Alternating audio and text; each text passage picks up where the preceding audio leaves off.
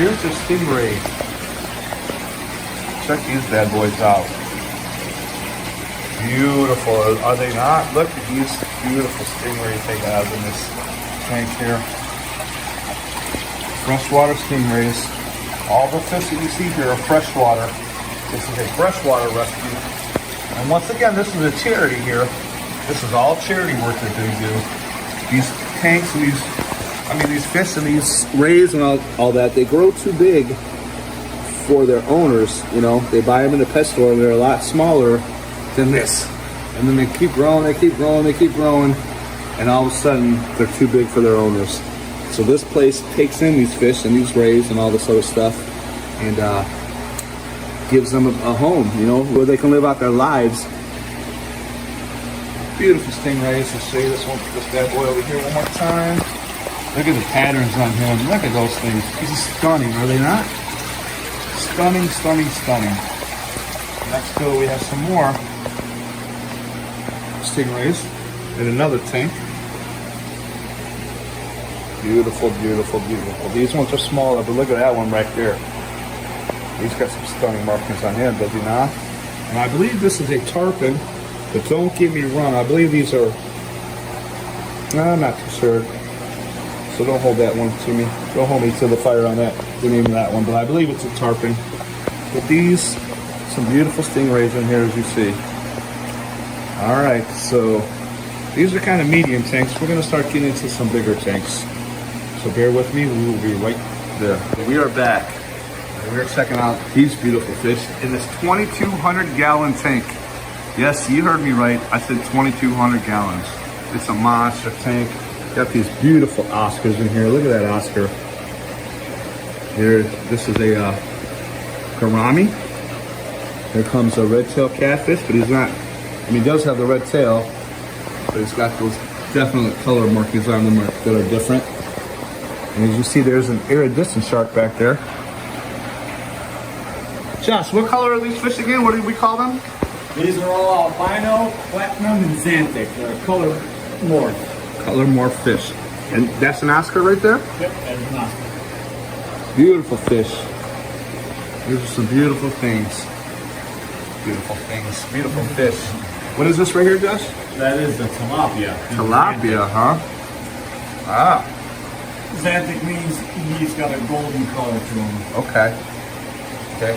In case you guys didn't see earlier, Josh is the ultimate fish keeper. Again. At least you got it right. That's right. So this is the 2,200 gallon tank. The next tank I'm going to show you guys is the 1,000 over here. The top tilapia is like, I want to be on camera. And what kind of catfish is that, Josh? It's an albino channel cat. Albino channel cat, huh? So literally, these are the kind of catfish you can catch around here. No albinos, though. All right, welcome back. We have a special treat to show you here. It's a little bit hard to see because he's back in the corner. But this bad boy right here is an electric eel. That's right, an electric eel. You've heard it right. He's about, I don't know, 3 feet long. And his name is Tesla. Why don't you tell us a little bit about him, Josh? We rescued him about a month ago. Electric eels are very nasty. They do produce an electric charge, hence the name. But one about this size can do some damage. He can hurt you severely.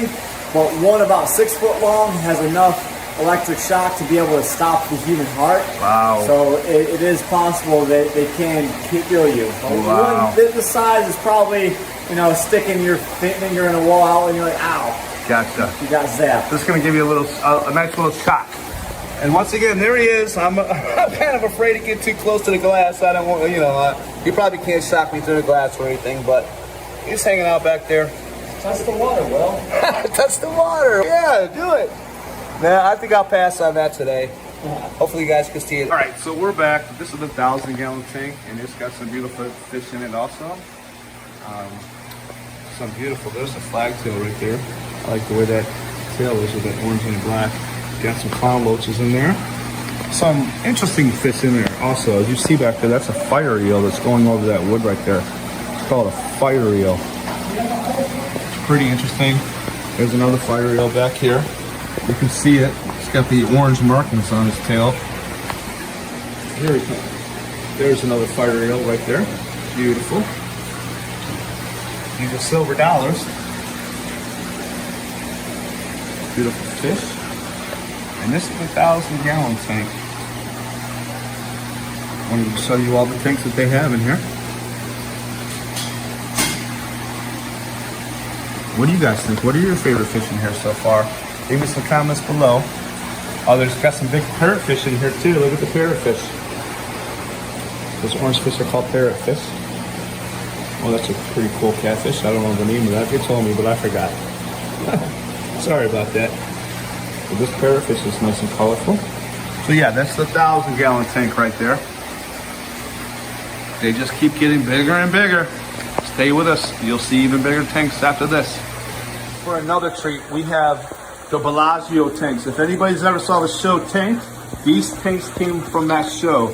These tanks were actually in the Bellagio Hotel over summer where they had a trade show, some kind of a show there where they wanted to show off these huge tanks. But they were saltwater at the time, but now here at OFR they have turned them into freshwater fish. And you want to tell us a little bit about the fish, Josh, and where they come from? African cichlids from the 5 Great Lakes over in Africa. We got Lake Tanganyika. There's 4 more. I can't remember off the top of my head. But we've got arowanas in here. We've got peacocks, cichlids. There's cichlids from Lake Victoria. They're a little bit more colorful. Let's see. Where can I find them? So you see like all these orange and yet little guys that kind of have a rounded head to them. Those are what you would call an arowana. And then these more colorful type cichlids are more of the peacocks cichlids. Okay, they have more color. Yeah. That blue one's an arowana. It's the body style and the color. Okay. So like this guy over here is called a white blaze. Look at him. Type of peacock. Look how beautiful he is. I love that blue color, Josh. That blue, to me, just stands out. It's just amazing looking. Didn't you have a yellow one with some stripes or the dots on it? They're in here somewhere. Yeah. This tank is huge. As you guys can see, it's 20 feet long. 3 foot from front to back and 4 foot tall. Yeah, so it holds 1,800 gallons of water in it. You can see I'm standing next to it. It's pretty hefty. And they have 2 of them. The other one isn't totally set up all the way yet, but they're about to get that set up also. But for this first one, they have these African cichlids in it, and as you see how beautiful these fish are. I mean, look at those stunning colors. I mean, I'm just amazed all the time at these freshwater fish, how beautiful it looks in this tank with this coral, Josh. You guys did an amazing job here, with this. We get better with time. Yeah, obviously. You see how big the tank is. I can't even show you the whole thing, in the view. I mean, that's how huge this thing is. And it gives you it gives the fish a lot of areas to hide and do their thing, which is also always good for the fish, In case you have a fish or something getting picked on by another fish, it has somewhere to go hide and do its thing. So the reason for all the little hides in here, so this is an African cichlid tank. We have it so heavily stocked because of aggression issues. If you only have 20 fish in here, it comes down to just 1. But because there's so many in here, there's so many attitudes that they kind of just all clash with each other, and not one fish can hold down one area. By giving them more hides, they can also breed more and produce more, and it gives the smaller fish somewhere to go and run away from the big guys. Sweet. And that's another reason why we kept these corals in here, other than the fact that they're so beautiful. And they match with these fish so wonderful. A lot of people were wondering if they're going to take the corals out because they're for saltwater fish. But look how beautiful this is. It's amazing the job they did with this tank. I'm so glad you guys kept the corals in there, Josh, and didn't take them out, You guys, beautiful. Oh, here he is. Here's the yellow guy. It's a Monstrous. A Monstrous, huh? He just likes to chill by himself. He must be a boss of a little area or something. There should be 2 of them in there. Then we got this lemon juke over here. This guy back there? Yeah. Beautiful fish. I don't know. I'm a little partial to the blue ones. Those really dark, sparkly blue ones. Like that guy back there. This guy right here. I don't know. Blue and green are my favorite colors. I guess that must be why, Josh. But I wanted to just give you guys some more views of these fish. I know sometimes when there's videos out there, you don't really get to see a whole bunch of the fish. It's just, you know, a quick tour of the fish. I just wanted to give you guys a couple minutes of checking out these beautiful fish and watching what they're doing. I got Josh here with me, and he's giving me all the information I need, because like I was telling you guys, I'm not a fish professional or anything. I just come here and volunteer and, you know, hang out with these guys, which they're wonderful people, as I've been telling you guys before. And they do wonderful things for these fish. And if you guys want to check them out, once again, their channel is Ohio Fish Rescue. Go ahead and go to their channel, check out all these amazing fish that they rescue and all these wonderful bills. This guy right here, Josh, he's the master of all trades. You will be amazed at the stuff that this guy gets done. Him and his father work together like a great team. And yeah, and I mean, look at all the stuff they pull together, man.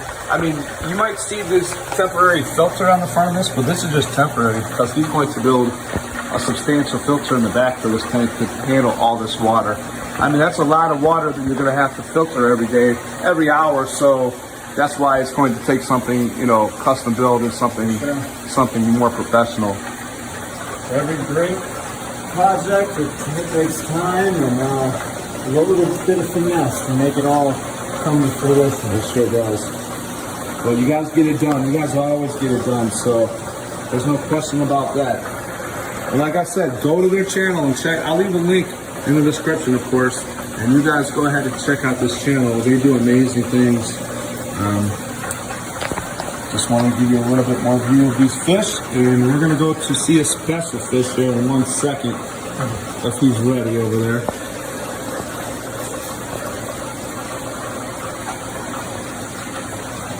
We got this little guy here. I don't know, I'm just enamored by these beautiful fish. And they think they're gonna get fed, so they're coming and saying, hey, what's up, what's up? Feed me, feed me. Are they good? Yeah. All right. But not least, we have my favorite fish in the whole place, and this is why, look, this is the one I go ahead and sponsor. His name is Pittsburgh. He is an MBU puffer. They grow up to 28 inches long in the wild, and they live up to 10 years old.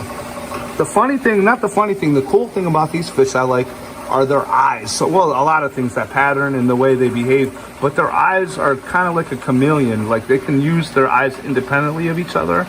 And it's also one of the few fish out there that can actually blink.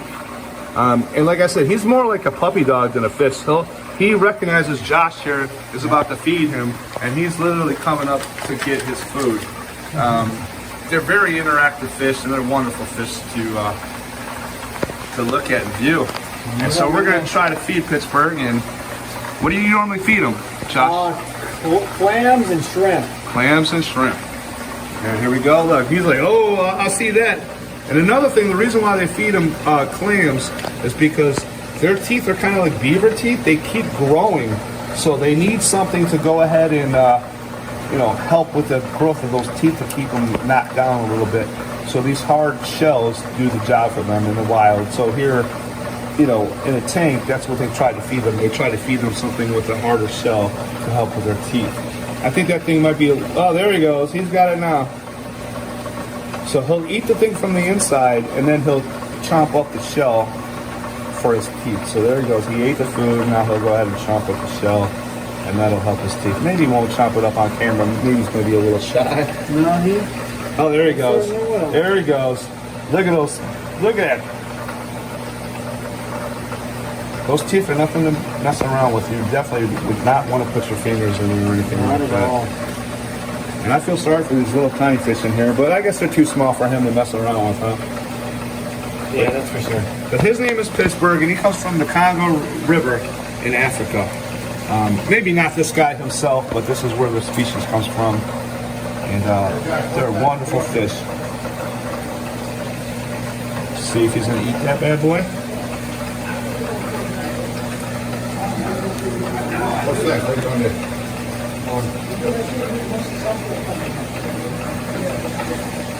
I don't know. He might not be that hungry right now, Josh. What do you think? I think they're frozen. Okay. So we'll come back to him in a couple minutes when he can eat this food a little bit better. It's still frozen right now. So we'll leave it at that for now. So we'll see. Bye, Pittsburgh. See you later, bud. Here we go, Pittsburgh, going back for another clam. Chomping him up. See, you gotta freeze these clams, and then you gotta thaw them out. And then sometimes you just gotta let him thaw out a little bit longer because he doesn't, you know, he gets some brain freeze or something going on with the coldness, you know. The brain freeze. So he will devour that clam in a second. This is what he eats, and you know, look at them chompers in there. You do not want to get in his way when he's eating.